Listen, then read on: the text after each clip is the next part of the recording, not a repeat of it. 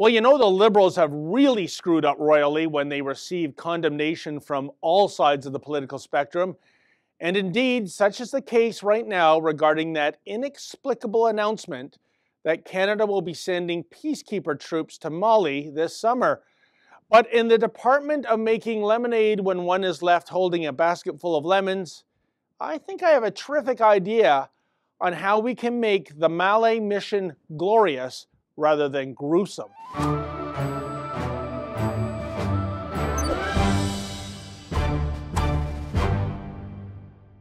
Now, by all accounts, sending Canadian troops to Mali is a bloodbath in waiting. Ostensibly, this is a peacekeeping mission, but it's really mission impossible given that there's no peace to keep in Mali. Indeed, since 2013, more than 160 UN peacekeepers have been killed, a number that creeps upward almost on a weekly basis. Make no mistake, Mali is a war zone. Thus, if there's no peace to maintain, it would seem to me there's really only two viable options. Either we stay the hell out of Mali, or we declare all-out war on the various gangsters, thugs, and terrorists who now make Mali their home.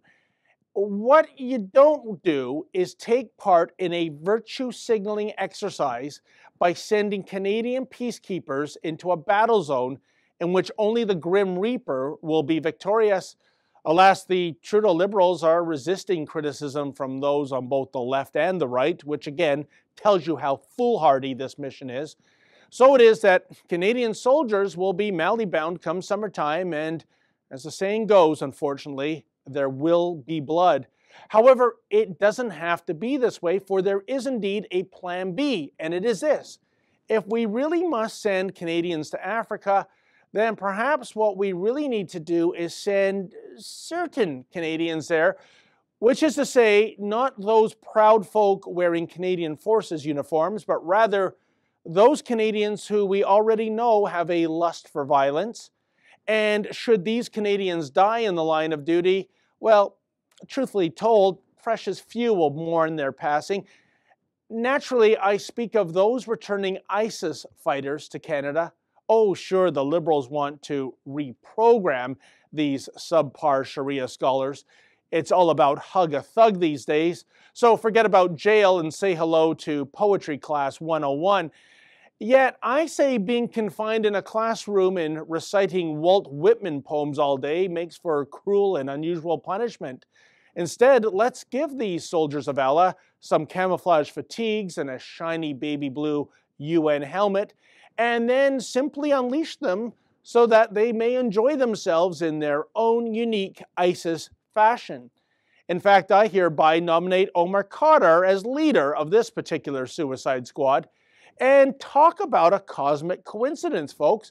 According to Public Safety Minister Ralph Goodale, the government has identified about 250 people with links to Canada who are suspected of traveling overseas to engage in terrorist activity. Yes, 250. That happens to be the exact same number of Canadian troops the Liberals want to dispatch to Mali. So as far as I can tell, my plan is foolproof and fail-safe. Our patriots get to sit out this bloodbath while our parasites try to kill some equally odious folk who really need to be killed. And if our homegrown version of Team ISIS should fail in battle, hey, that's even more good news. Canada loses some jihadis, while those defunct ISIS enthusiasts get to realize a lifelong dream, namely finally getting to meet those 72 voluptuous black-eyed virgins as they ascend the stairway to heaven for a rendezvous with Mr. Allah himself. Now, that's what I call win-win. For the Rebel.media, I'm David the Menzoid Menzies. Hey folks, have you heard the Rebel has a brand new app? Please download that app and take the Rebel with you wherever you go.